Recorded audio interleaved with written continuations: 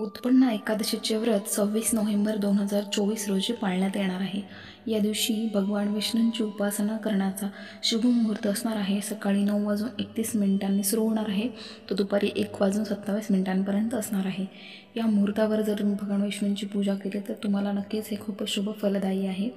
आपण जाणून घेऊया की उत्पन्न एकादशीची पूजा कशी करायची आहे ते. उत्पन्न एकादशीच्या दिवशी तुम्ही सकाळी लवकर उठून स्नान करून स्वच्छ वस्त्र परिधान करायचे आहेत. त्यानंतर एका पाटावरती लाल कपडा पसरवून भगवान विष्णूंची मूर्ती स्थापित करायची आहे. तुमच्याकडे जर मूर्ती नसेल तर तुम्ही फोटोसुद्धा स्थापित करू शकता. त्याचबरोबर श्रीकृष्णाला देखील, बाळकृष्ण आपल्या घरामध्ये जो असतो त्याला देखील आपण विष्णूंचं रूप मानतो, त्याची देखील तुम्ही पूजा करू शकता.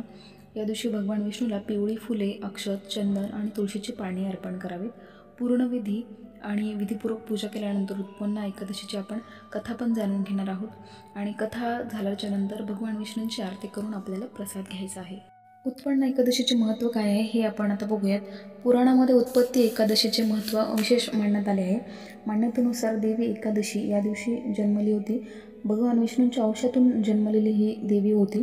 पौराणिक कथेत सांगितल्याप्रमाणे एकदा भगवान विष्णू योगनिद्रेमध्ये होते, जेव्हा मोरा नावाचा राक्षस त्यांच्यावर हल्ला करणार होता. तेव्हा भगवान विष्णूच्या शरीरातून एक दैवी देवीचा जन्म झाला. त्याने युद्धात मोरा नावाच्या राक्षसाचा वध केला.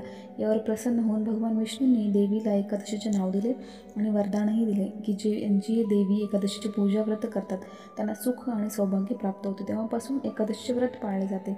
देवी एकादशीसोबत भगवान विष्णूंचीही पूजा केली जाते. या दिवशी करण्याचे काही उपाय आपण आता बघूयात. पैशाच्या संकटावर मात करण्यासाठी या दिवशी तुम्ही तुळशीच्या पूजेला विशेष असं महत्त्व आहे. जर तुम्ही आर्थिक संकटाने त्रस्त असाल तर या एकादशीला तुळशीला जल अर्पण करून तिची पूजा केल्यास लाभ होईल. तुळशी मातेसमोर 5 दिवे लावा, 7 वेळा प्रदक्षिणा घाला. 108 नामांचा जप केल्याने भगवान विष्णू प्रसन्न होतात आणि सर्व प्रकारच्या आर्थिक समस्या दूर होतात.